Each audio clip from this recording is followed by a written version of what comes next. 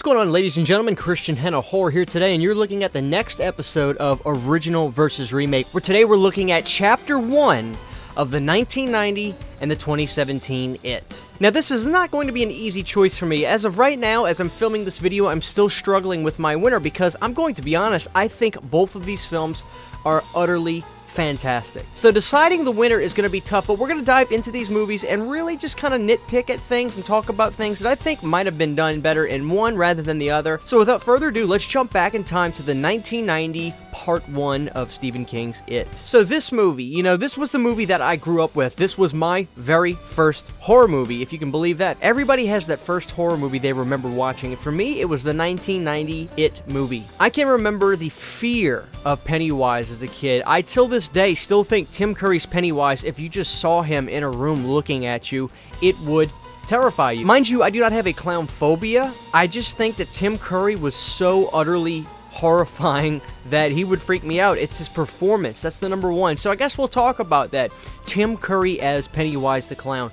I think he completely carries this movie. This movie would have either fallen on its head or rose above to the next level based on the performance of Pennywise in this movie, and Tim Curry is utterly fantastic. I don't know that that's really an argument. I think a lot of people would agree that Stephen King's It from 1990 is made on the back of Tim Curry. His performance is so surreal, so guttural. And this is what I want to say that's so fascinating about Tim Curry in this movie. They just rolled the camera on Tim. They really didn't do much editing on his voice, on his movements. They rolled a camera on him. That is so impressive in my book. The fact that they were able to get this astounding performance from an actor in this television movie, directed by Tommy Lee Wallace at that, who I don't think gets enough credit for this movie. Let's talk about the negatives of Part 1. When it comes to Part 1, I just think there are some scenes that drag a little bit. Some scenes that are a little bit bland and slow. Some of the classroom scenes, some of the scenes with the kids outside, they're all good and intentional scenes. I just think that things could have been done a little bit more gracefully. A little bit more of the dialogue could have been chopped up and just been a little bit more fluid and made not necessarily more sense, but gotten to where we needed to get storyline wise a little bit quicker. I just think that a few things kind of drug a little bit. I think the cast of this movie was done extremely well. Obviously, we see the adult versions of them in Part 1 because we're basically flashing back in Part 1 looking at them as young kids, but the performances of the kids I think were good. I give them all mostly B+. No outstandingly great performances in this movie, but nothing even remotely bad. I think the acting in Stephen King's It 1990 Part 1 across the board is good. There really isn't a horrible actor, and there's a pretty good cast in this movie, especially the adults from Part 1.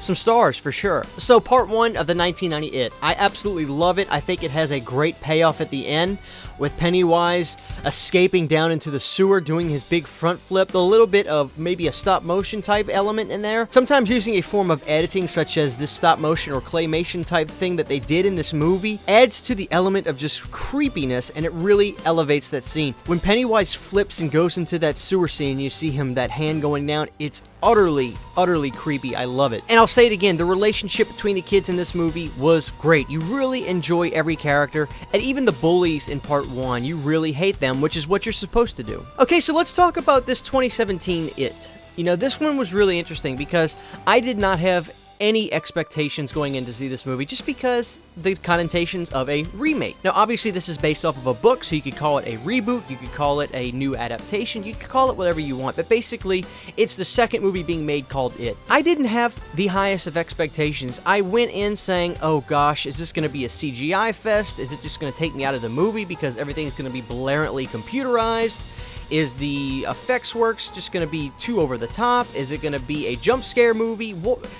I was expecting the worst. I was pleasantly surprised just how fast that 2 and almost half hours went in the theater. So let's get started with the 2017 It. This movie starts out fantastically. It really reminisces on the Part 1, which I'm assuming they both are identical to the book for the most part, maybe some differences for sure. Relationship between Georgie and his brother is right there. You love the kids right off the bat. This movie is a cinematography love fest. There's some really great cinematography, low lighting, good shots, and you really get to see this in the beginning of this film. In this house that they're in, the kid has to get the boat ready. It's fantastic. The kids do have that Stranger Things type of look. I don't know how to really explain that. I think one of the kids was even from the show, and what I really liked about that was they didn't pander too much. They didn't just shove the whole cast of the Stranger Things in this movie. They took one kid, and they picked the right kid, in my opinion, who had a great personality.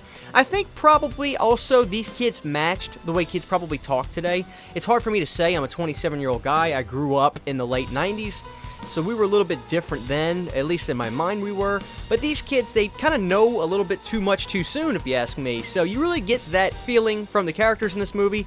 They reflected that well, in my opinion. Okay, so the opening scene with Pennywise in the sewer.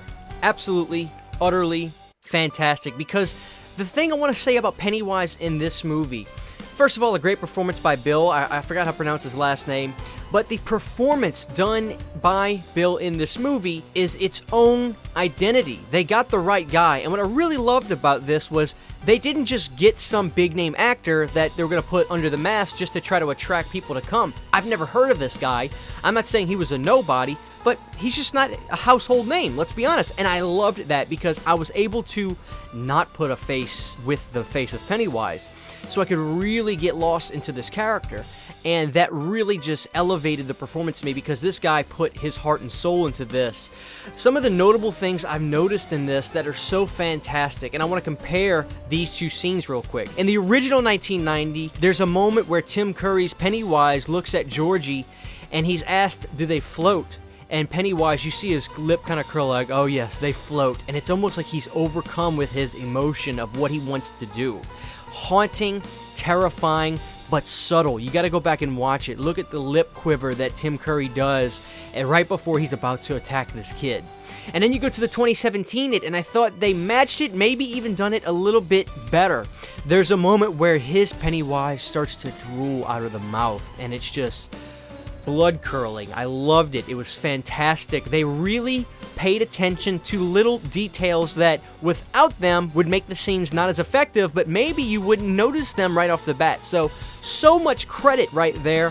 And there's a lot of things I could talk about throughout this movie with the performance of Bill as Pennywise. Absolutely fantastic. So, as I've said before, the CGI in this movie was what I was really worried about. And yes, there's CGI in this movie, but some of the stuff done, if not most of it, looks fantastic. One of my favorite scenes in the movie, if not my favorite, is the scene with the leper, who is like this man who is completely ill and sick and his skin's falling off, and one of the kids who I looked like growing up, I looked just like him. He was the kid who was kind of like the neat freak. I looked just like that growing up. He has this phobia of germs and things like this, so this leper is attacking him, and Pennywise is using his powers to portray your darkest fear.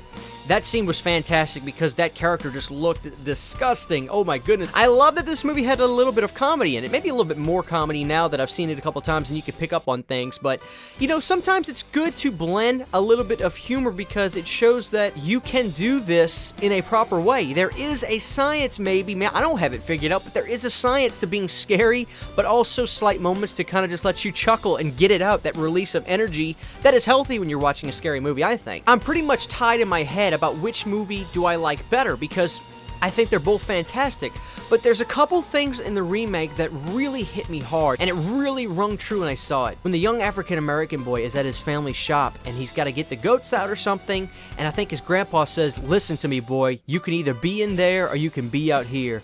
And if you wait to decide, you'll be in there. And just that hit me because I'm always pondering my life. I'm always pondering, am I doing the right things? Am I making the right choices? And we all do.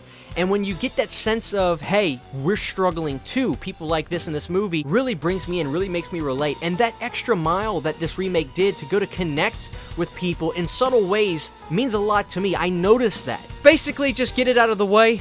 I do like the remake a little bit better. This is for the part 1s. When we get to the part 2s, which we'll do the original verse remake on that, it could be the other way around. I'm going to see it Chapter 2 tomorrow, and I will be reviewing it, so be ready for that. When it comes to parts 1 of the original 1990 and the 2017 it, going with the remake. but they are both utterly fantastic films in my opinion, and Tim Curry is a legend. I don't think anybody would argue that. So thank you guys for watching this video. I cannot wait to see which one you prefer of the part 1s, because we're going to do Original vs. Remake, It Chapter 2s. I want to welcome John Stanton, my newest patron. Thank you for supporting the channel, and thank you to all of my other patrons. I love you guys. Thank you for supporting me. It means the world to me. You can also check out the description. We have the Teespring with Christian Henna Horror gear, and you can also check out the Patreon. If you want to support the channel, it would mean a lot. Thank you guys for watching this video, and we'll see you guys after I see It Chapter 2.